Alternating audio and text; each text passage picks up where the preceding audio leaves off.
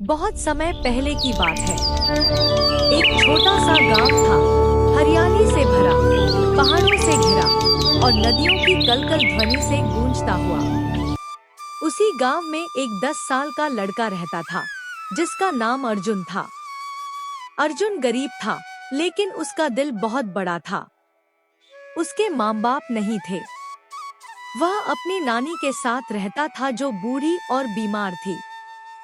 अर्जुन खेतों में मजदूरी करके किसी तरह दोनों का पेट पालता था।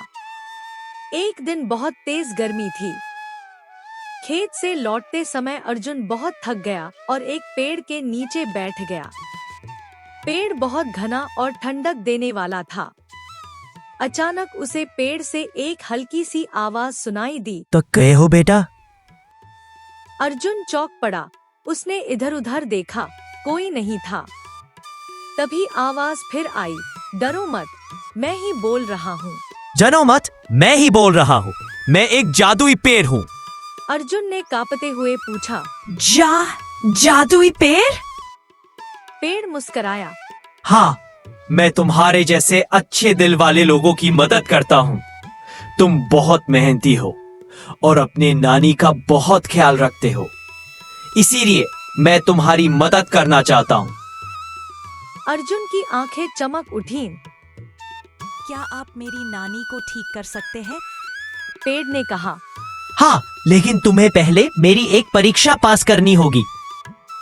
परीक्षा? कैसी परीक्षा? पेड़ बोला। पास के जंगल में एक नदी है। उस नदी के किनारे एक पत्थर के नीचे एक नीली बूटी छिपी है। उसे लाकर मुझे देना होगा, लेकिन रास्ते में तुम्हें लालच, डर और धोखे का सामना करना पड़ेगा।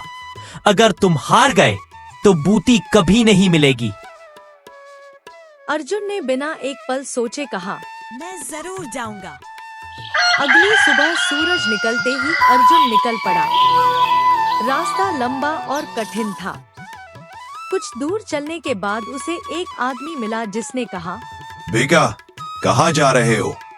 ये लो, मैं तुम्हें एक थैला सोने के सिक्कों का देता हूँ। बस घर लौट जाओ। अर्जुन थोड़ा रुका, लेकिन फिर बोला, मेरी नानी की जिंदगी पैसों से ज्यादा कीमती है। और वो आगे बढ़ गया। थोड़ी दूर जाकर रास्ता बहुत डरावना हो गया।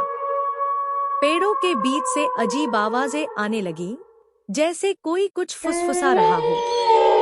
अर्जुन का दिल डर से कांपने लगा, लेकिन उसने अपनी आंखें बंद की और धीरे धीरे आगे बढ़ता रहा।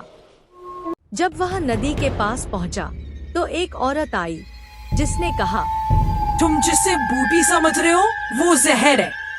मत ले जाना, नहीं तो सब बर्बाद हो जाएगा। अर्जुन ने उसकी आंखों में देखा। वो झूठ बोल रही थी।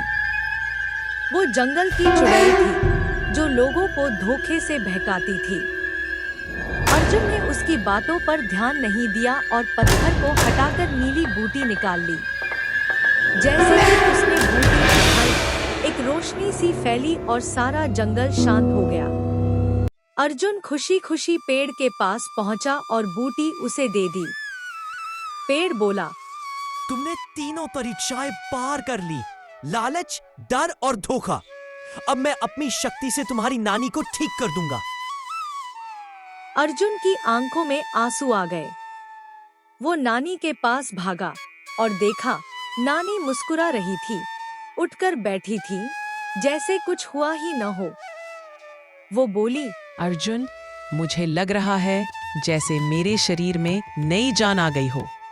अर्जुन ने पेड़ की ओर देखा और हाथ जोड़कर धन्यवाद कहा। कुछ महीने बाद अब अर्जुन का जीवन बदल चुका था। पेड़ ने उसे खेती के लिए बीज दिए, जो बहुत जल्दी फल देते थे। गांव वाले उसकी मदद करने लगे। अर्जुन अब अकेला नहीं था। वह गांव के हर गरीब की मदद करता था। जादुई पेड़ अब उसका दोस्त बन गया था और हर शाम वह उसी के नीचे बैठकर अपने दिल की बातें करता। एक दिन पेड़ बोला, अब मेरा समय पूरा हो गया है, लेकिन मैं हमेशा तुम्हारे दिल में जिंदा रहूंगा अर्जुन। पेड़ की पत्तियां धीरे धीरे गिरने लगी, लेकिन उसी जगह एक छोटा नया पौधा उगाया। अर्जुन ने मुस्कुराते हुए कहा, अब ये पौधा भी एक दिन बड़ा पेड़ बनेगा और शायद किसी और अर्जुन की मदद करेगा। सीख बटा भावनात्मक संदेश। यह कहानी हमें सिखाती है कि अगर दिल सच्चा हो, इरादे नेक हों और हम कठिनाइयों से डरे नहीं, तो कोई भी जादू हमारे जीवन में हो सकता है। अर्जुन ने अपने स्वार्थ को पीछे रखकर अपनों के लिए मेहनत की और उसका इनाम उसे मिल गया।